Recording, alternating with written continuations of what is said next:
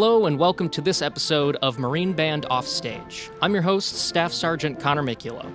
Today's topic is about an exciting project that the Marine Band has been working on for quite some time, the complete marches of John Philip Sousa. To celebrate its release, we had a talk with Colonel Jason Fettig about the project. Colonel Fettig, welcome to Marine Band Offstage. Thank you for taking the time to talk with us today. Thank you for having me. We're all very, very excited about this project, of course, the complete marches of John Philip Sousa, but first I wanted to give a little bit of context to the man himself. Sousa was, of course, the 17th director of the Marine Band, serving from 1880 to 1892, and he had a massive impact in our history. How is his impact still felt today in our organization? Well, it's difficult to follow John Philip Sousa. You know, when I think about the fact that those of us who have followed him have had the same job, it's pretty intimidating. His legacy looms large in this organization for many reasons. Certainly the music, the marches that we're going to talk about are a huge part of what he's given to American musical culture and something we celebrate here in the Marine Band. But it was really also his identity as a band leader. You know, the Marine Band was well known as an institution in Washington, D.C., but it really wasn't until Sousa came on board in the late 1880s that the band became the famous organization that it is today. And it was because of Sousa's musicianship. It was because of his charisma as a band leader. He took the band to new heights, and that started us on a path throughout the entire 20th century and into the 21st century that has resonated nonstop. We are really a product today, in today's Marine Band, of the work that Sousa did during his 12 years as director and the momentum that he created through his incredible talent. The answer's somewhat in the name on this one, but can you tell us about the complete marches of John Philip Sousa, what it is, what it includes, the scope of it? Yeah, this march project was meant to be as complete as we could possibly have. And so the complete marches of John Philip Sousa is very specific. There are some marches that were not completed, some that weren't entirely orchestrated, some that weren't discovered. So we wanted to make sure that we had included as many marches as we could that we knew were finished products from the March King into this collection. So the final number is a little bit nebulous. You know, we've said for many years he wrote 136 marches. There aren't quite 136 in this collection, but this collection represents the most complete collection that we could muster. The concept of the project was to have a document that included these marches recorded by the same band in the same space by the same recording engineers so that it really felt like a complete documentation of these wonderful pieces that he wrote.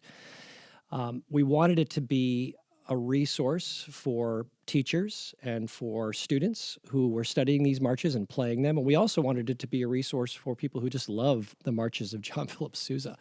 I mean, he really helped define the American march style, which is why he's the March King. And so these pieces are such an important part of our American musical lexicon and so deeply tied to our organization because we have such a relationship with Sousa that it felt like a project that must be done, and this was the right time to do it. Speaking of the right time to do it, this is the first comprehensive collection of his marches that we've done since the 1970s. Why was it specifically important to do this project now in the 21st century? A couple of reasons, the first of which was recording technology. The recordings that we have from the 1970s are wonderful in many ways. They're very vibrant and alive, but the capabilities we have today to make them sound more present and sound more authentic acoustically to what you would hear when you hear them live was something that we wanted to take advantage of. And it had been 40 plus years, so technology had come a long way. The other reason was that those marches that were recorded by the band in the 70s were done over a longer period of time. The recordings sound different from march to march, album to album. And I wanted there to be a resource that sounded all the same acoustically and really had the similar intent stylistically as well.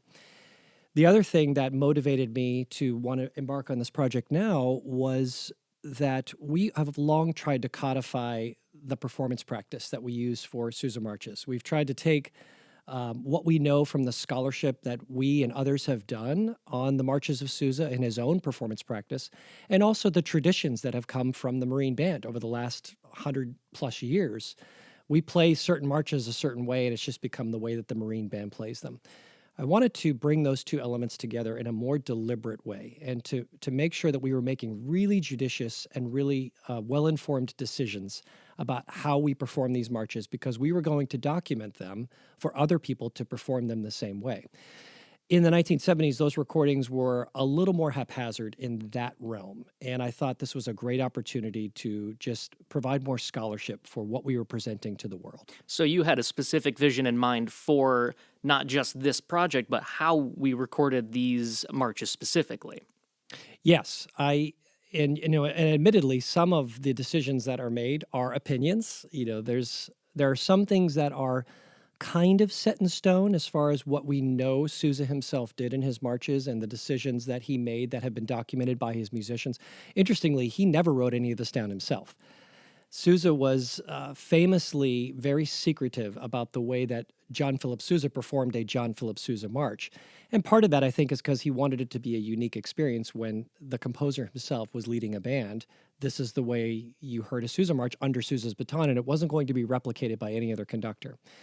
But later in his career and after his death, many of his musicians who played with him and knew exactly what he wanted documented some of this, Frank Simon being the most famous, his solo cornetist, so that we do have actual evidence about what Sousa did in these marches, but only for a handful of them. So we extrapolated some of that work and some of that interpretation into the entire collection, especially for the marches that he really never went back and played often later on in his career. But yes, those decisions were specifically meant to be infused into these performances so that it could be a template to a degree that is authentic that bands all over the world could use to play and perform them. I like that you use the word authentic. It's always a conversation between musicians, especially when it comes to widely known older music, maybe such as Sousa's. Is it authentic or is it intentionally modernized? Does it serve as a way of looking at a classic in a new light, or is it a curated example of how it was traditionally played? Where do you feel that our recordings fall in this conversation? Well, this is a very interesting question. We could do an entire podcast just on this. But in a nutshell, I think it's a little bit of both. We deal with this in classical music all the time, where a Beethoven symphony would have sounded a certain way with the instruments of Beethoven's time and with the size of the orchestra of Beethoven's time. And there have been orchestras and musicians who have tried to replicate that best they can. And there have been also modern orchestras that have given no thought to that whatsoever and just played it as a 20th century orchestra for this older music. And then there are musicians and orchestras that have done something in the middle. We're not going to try to play this exactly the way that it would have been played on the equipment and with the capabilities of those groups back in Beethoven's time, or the way Beethoven would have played his concerti on a pianoforte. But we are going to try to mix those worlds. We're going to use a modern approach, but with a respect and an awareness of some of those things that would have been very present in that time. So I think we've taken that approach with the way we perform Sousa's marches today. We don't sound like the Sousa Band from the 1920s. We just sound like a different group. At today's Marine Band, we don't sound like the Marine Band of the 1880s. I would like to argue we sound a lot better than the Marine Band did in the 1880s, just given the talent of the musicians today, the instruments that we play on. But from an articulation standpoint, from a dynamic standpoint, from a style and swing and infusing expressive ideas into Sousa's notes, I do think we can get close to his intent as the original creator, his intent as a conductor. We don't have many recordings of Sousa conducting his own marches, and the ones we do are not great because of the technology of the day. But you can get a sense of the shape of what he was trying to accomplish. And just in his scores alone, when you look at the music that Sousa wrote on the page, you can see what kind of a musician he was. You can see where his heart was and how he wanted something to be phrased. And so we've worked really hard in today's Marine Band to find that magic, to find that expression within a form that often is done way too left, right, and just kind of banging through a march. There is infinite opportunity for expression and singing in a Sousa march. And I truly believe in my heart that's the way Sousa heard it and wrote it. And so in that way, I do think it is an authentic approach to respecting what the intent of the composer was. So that's the role that we in the Marine Band have. Do you have any thoughts about a director that might take a Sousa march and almost intentionally depart from that and have a new modern take on the march that is maybe in a completely different time zone than what Sousa had intended? That's a very interesting question. I'm a pretty open-minded musician. I think music is an art that happens in real time, art over time, and the art is not what's on the page as much as it is how we create it as musicians. So I do like the idea of musicians and composers collaborating and we hearing a musician's heart, a performer's heart, just as much as we hear the composer's heart. But I think that that can only go so far because the composer is an equal partner in that equation, in that partnership. And so I try to be very faithful to the score and I try to be very faithful to what I believe is the authentic intent of the composer, even if there's some subjectivity in that. So to that director who might intentionally take a different take, I think I'd be okay with it if they explicitly stated that that's what they're doing, right? If you say, I know that Sousa probably intended this, but here's what I hear, here's what I want to do with this. I want to create something new using Sousa's music as the jumping off point. That I think I'd be okay with because that seems fresh and exciting as long as it's done deliberately. If that's not the case, I think it's really important to try to get inside the mind of the composer, try to empathize with the composer as much as we can through a piece of paper that is the score, and just do our level best to try to bring to life what we truly believe the composer intended. So I want to go back to something that you mentioned earlier, and that the number of marches was sort of nebulous, 129 versus 136. Some were incomplete, some were maybe handwritten and a little difficult to interpret. You and Master Gunnery Sergeant Don Patterson edited and corrected all 129 marches in this collection. What were some of the challenges of editing marches written as long ago as 1873? This was a huge part of this project, and frankly, one that I wasn't prepared for how difficult it was going to be. I had this idea that was the seed of, hey, let's do this project. Let's record all of Sousa's marches. Let's make the music available for people to play with all of our markings. And won't this be fun? And then we dug into it, and I realized just what a monumental task this was going to be to do it right.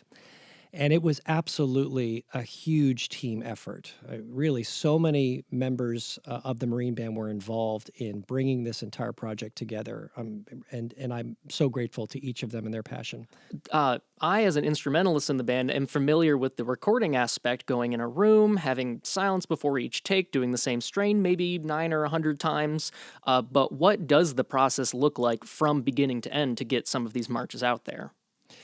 Well, the very first part of the process is what you referenced, which is finding the original source material. And I tasked Master Gunnery Sergeant Don Patterson, our arranger at the time, copyist, now retired, to spearhead this project as our copyist to make these new additions. And as you said, as we started the project going back, we did the project chronologically. So we decided to start in 1873 with Review, Sousa's very first published march, and then go all the way to 1931 to the end of his life. And we wanted to present the marches in order, not only because it made for a very neat resource, but it also could show you the evolution of him as a composer from his very first to his very last composed march. And you could see him grow and change. But those early marches, especially the ones from the first 10 to 15 years, Volume 1, some of Volume 2 also, a lot of those marches were not played very frequently after they were written. If there were published editions, they were very old and there were tons of mistakes and inconsistencies. And even the ones that were played very often by Sousa or others, there were mistakes in those parts that had been there for a century or more. And so when we started to dig into these parts, we had to go note by note, measure by measure to clean up wrong notes, to make sure articulations were consistent so that we could record them properly. It was a very painstaking process. It was especially difficult when we needed to decide what was a mistake and what was simply a kind of a debatable Or inconsistency. a Sousa quirk, maybe. Exactly. And there were Sousa quirks because in his early part of his compositions, you would have an accompaniment that would go on a certain key, and the melody would not always follow that key for some nod chord tones. So he might not change a chord when the melody would go down and be a dissonant note with that chord.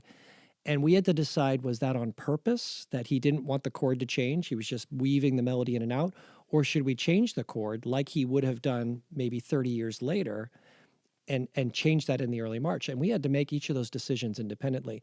And there were thousands of those decisions to be made as we edited these marches. The great news was that in many cases, for the very first time in the history of these pieces, now we have parts that are correct, clean, consistent, and some of these marches deserve to be played. They're hardly ever played, and now there's a resource where they can be played and brought back to life. That sounds like quite the process just to get the music on our stands, and then we record it, and then what happens to all of our takes after we record? Yeah, so step one is to get the music prepared, clean, ready, edited, all the decisions to be made about how we are going to perform these marches style-wise and performance practice-wise. Then we got the music out to the musicians, such as yourself. The musicians practiced it. We got into a recording session. Since we had 130 of these marches to record, we had to be very efficient. So in many cases, we would either rehearse as we were recording, or we do a very brief rehearsal and then jump right into recording the next day. And we recorded anywhere from 4 to 6 marches in every single one of those recording sessions. The engineers were on board to capture all of those takes. We would go through them. Luckily, this is the United States Marine Band, so they play exceptionally well right from take number 1. We were able to get a lot of great material in a very short amount of time. And then the band gets dismissed. Then we come back to those takes, and we have to edit them all together to make sure we have the very best material for this permanent document that's going to be out there for hopefully centuries to come.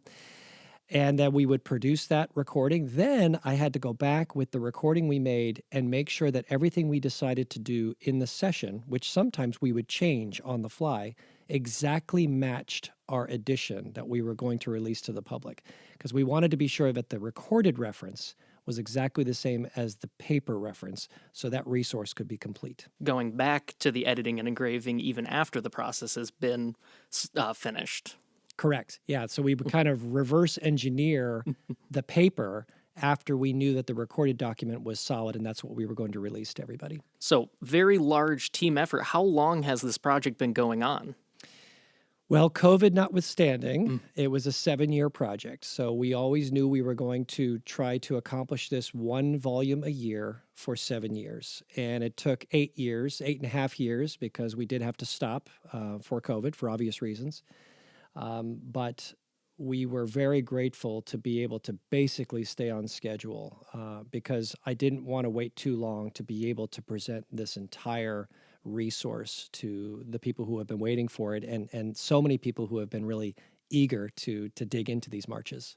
So you mentioned it being not just a complete recording of all of John Philip Sousa's marches, but a resource for teachers, for listeners, for history buffs even. What do you think the role of Sousa's marches is almost 150 years later in the 21st century?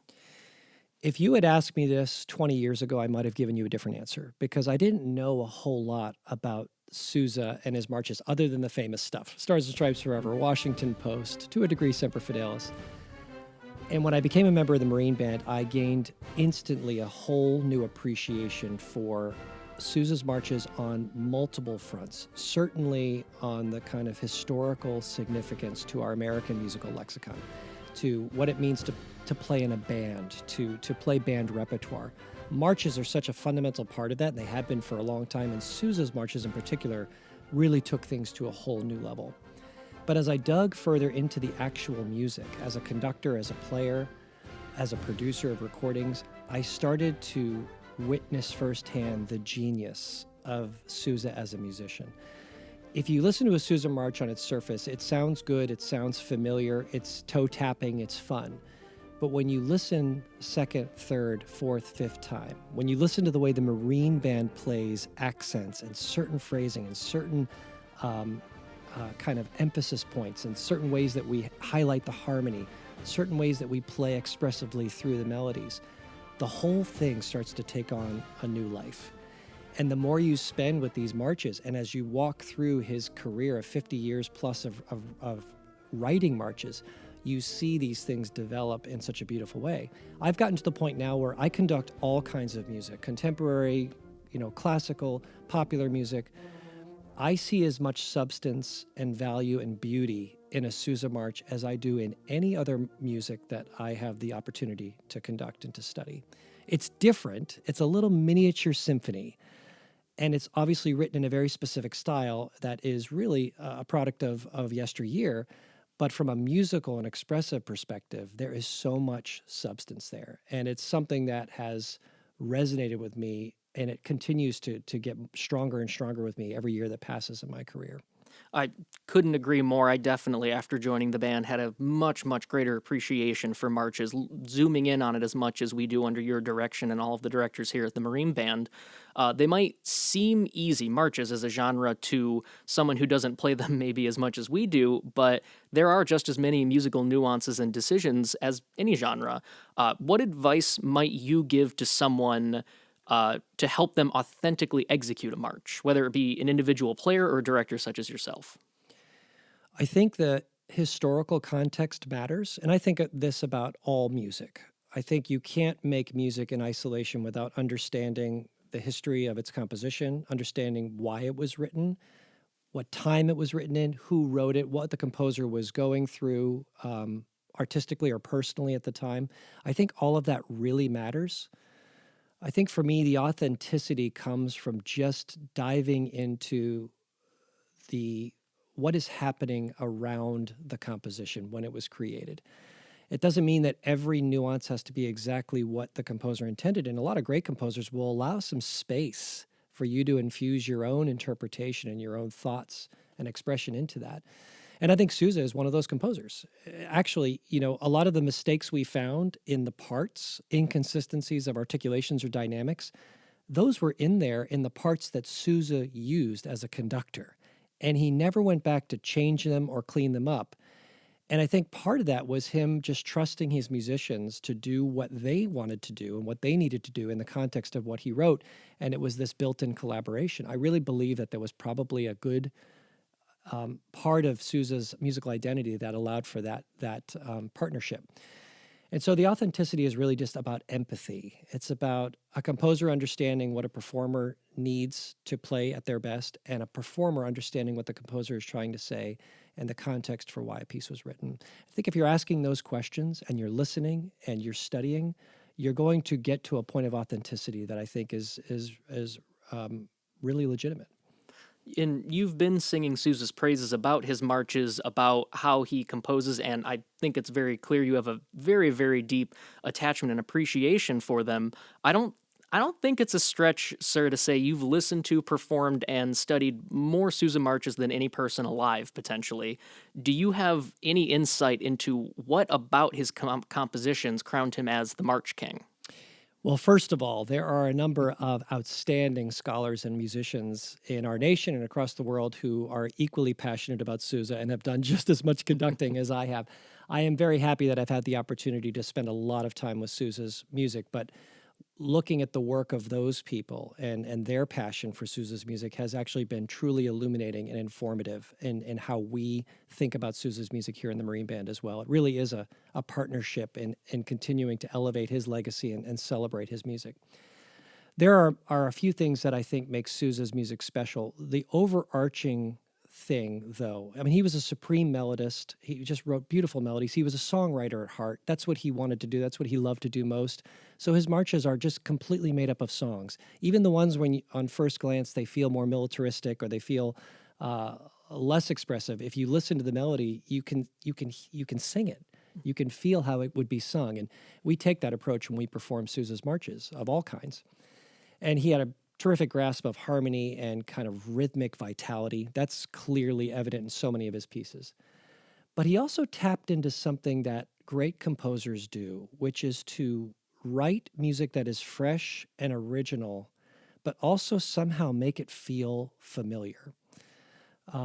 Sousa was a master at form and writing music that got you feeling like you didn't know exactly what was going to come next, but you were excited to hear it.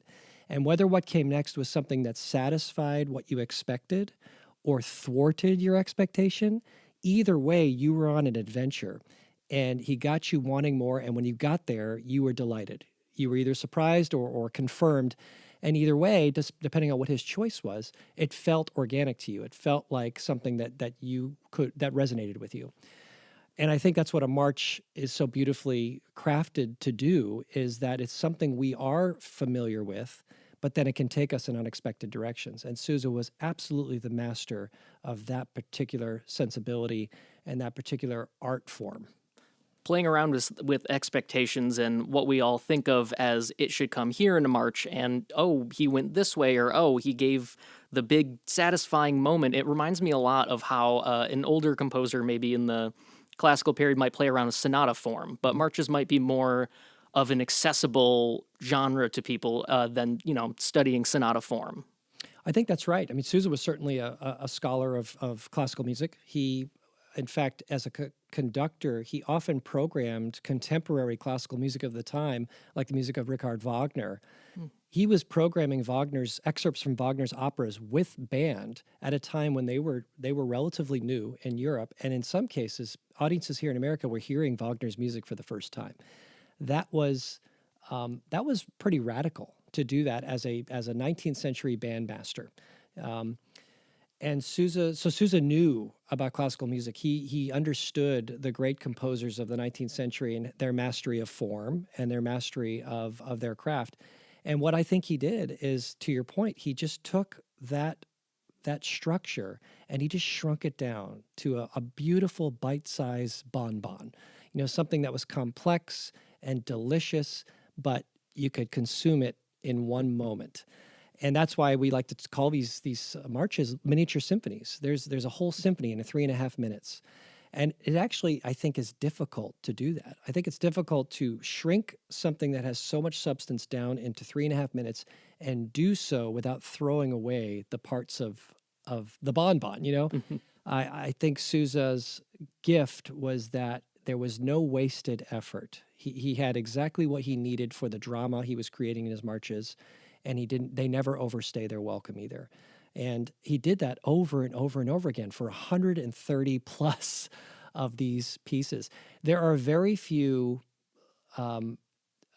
less than excellent marches in Sousa's collection. His batting average is exceptionally high. I mean, to write as much as he did, and for as many different occasions as he did, and for as many different people as he did, and to have so many of these marches be really, truly masterpieces is really hard to wrap my brain around, but he was incredibly successful in that way. You had mentioned before the sort of historical inspirations for some of Sousa's marches, along with the collection of recordings, obviously. There is a lot of historical context given to each individual march. Do you have any that maybe stick out in particular to you as either being important to acknowledge the history of that march, or as one that just you enjoy the history behind that particular march? Well, the collection of marches that I think is most fascinating to me are the ones that came around World War I. By this time in Sousa's career, he had completely mastered his grasp of what a march should be. He wrote a lot of different types of marches as far as the form and the style, but he did have a formula by this time that he would go back to that really was time-tested. And Sousa was a true patriot. I mean, his marches fall into several categories from an inspiration perspective. There are the kind of operetta dance-like marches that came mostly from earlier in his career. There are the patriotic inspired marches, and then there are the military inspired marches. These are the three of the main categories of marches that he wrote. And when World War I broke out, Sousa was in his 60s at this point, but he definitely felt that conflict deeply, and he wanted to start serving again. He actually originally wanted to return to the Marine Corps after many, many years of leaving the band in 1892 to embark on his civilian career. There wasn't a place for him in the Marine Corps music program at that point, and so the Navy took him on. And he joined the Navy, and he trained bands at Great Lakes outside of Chicago for several years during the war, and he wrote marches to support the war effort and to illuminate the glory and the courage and the tenacity of the United States military. And so a lot of these marches written in from like 1917 to 1920 and there are just amazing marches, and clearly strong marches that have this vigor and this pride which combines the patriotic element with his military background and his own service. And I think those are some of the best marches he ever wrote. I think there's an inspiration clearly that is just permeating every one of those pieces. And they're all a little bit different, but they're all special in their own way. And they all kind of grab you by the collar and say, listen to this. And that historical context matters. When we play those marches from that period, I think about America engaged in that great First World War. I think about the sacrifices that were collectively made by the country at that time and how the country came together to support this effort. I think about, of course, all the young men and women who were put in that position. And I think about Sousa's own service as a lieutenant commander in the Navy and how proud he was to go back and serve his country again. And that is made evident by the fact that for the rest of his life, after he left the Navy, he continued to refer to himself by his rank and he continued to wear his Navy uniform because that was really one of the central aspects to his identity. And that absolutely comes through in his marches. So we've come to the moment we've all been waiting for, the big question. Colonel Fettig, what are some of your favorite Sousa marches? Well, I gave you a little hint in that last answer. Some of my favorite military-themed Sousa marches, which are among my favorites, are Solid Men to the Front, 1918. The Gallant Seventh is just such a fantastic piece of music. Who's Who in Navy Blue is another wonderful march, a little bit lighter than some of his other military marches, but still has that pomp and that vigor written for the Naval Academy. From later in his life, I often program George Washington Bicentennial, which is one of the last marches he wrote, which from an orchestration standpoint and a content standpoint, he's starting to do some things that are unique. He's starting to branch out in some new territory in marches like George Washington Bicentennial. I only wish he had lived a little bit longer for the next 10 years to explore that, but you saw seeds of that in a march like that. One of my very favorite marches is one of his, relatively few marches that starts in a minor key, which is Nobles of the Mystic Shrine, written for a different occasion and a different group of people. But that's a march also that just keeps your attention from the very beginning to the very end with its Turkish crescent, Jingling Johnny ringing out in the last strain, which is such a unique sound for a march. And of the earlier marches, Washington Post continues to be one of my very favorites. Semper Fidelis, we play it all the time, and I never get tired of that march, the official march of the Marine Corps. Are a couple of marches from the 1880s that are still absolute masterpieces to this day. I was surprised at how many marches of Sousa's I hadn't even heard of. 129, I believe, in this collection. Do you have any undiscovered gems that come to your mind? We know about Hands Across, Stars and Stripes, all of the classics, but are there any that you think aren't played enough? Some of the university marches that he wrote are absolutely fantastic, and they are played by the universities he wrote them for, but a lot of the general public is not quite as aware of some of these marches. So the University of Illinois march is marvelous, and that happens to be the university where a lot of his artifacts from his estate actually went because he had such tremendous respect for the University of Illinois program. That march is a masterpiece. Marquette University March is another one that's fantastic.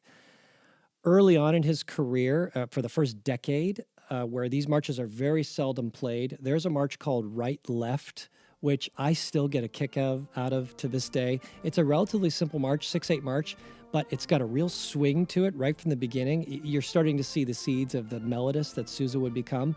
And then right in the middle of the march, the band has to yell right, left, which I can't imagine what the Marine band of the 1880s thought about that. But I think our musicians in today's Marine band get a kick out of screaming at the top of their lungs in the middle of a march. There's another march called the White Rose, which is not played quite as often as some of the other ones, which is a fantastic march.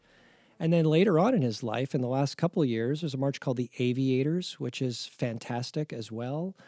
There are literally dozens and dozens of hidden gems in this collection. Marches that absolutely deserve to be played more. And one of the things I hope that this collection that we've made will do in the complete marches of John Philip Sousa is bring people to a bunch of titles they've never heard of and lead to hundreds of performances across the world of some of these pieces. Of course, and hopefully everyone listens to these marches and finds some of their own hidden gems.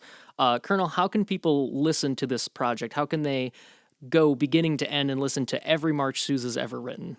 I'd be very impressed for those who will carve out the time to listen to every march in a row. That would be like watching the Lord of the Rings cycle or the Star Wars cycle in one fell swoop, or the Ring cycle by Wagner. But we have tried to make them as accessible as possible. There are multiple ways to access this collection. For the complete comprehensive collection, the easiest way is to go to our website. And there's an entire page on the complete marches of John Philip Sousa. You will find the scrolling scores. You will find the ability to download the audio files to your own personal collection, so you have them permanently.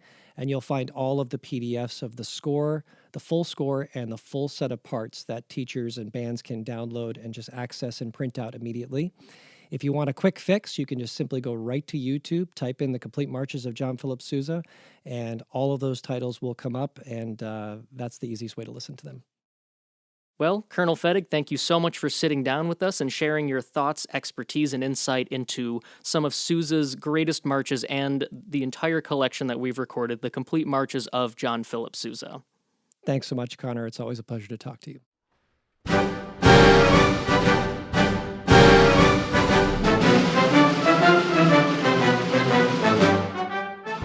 The complete marches of John Philip Sousa and all of the resources that come along with them are available on the Marine Band's website, www.marineband.marines.mil.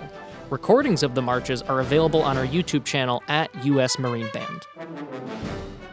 This episode was written by Staff Sergeant Connor Mikula, produced by Gunnery Sergeant Patrick Morgan, and edited by Staff Sergeant Joe Cradler. Recorded in John Philip Sousa Band Hall at Marine Barracks, Washington, D.C.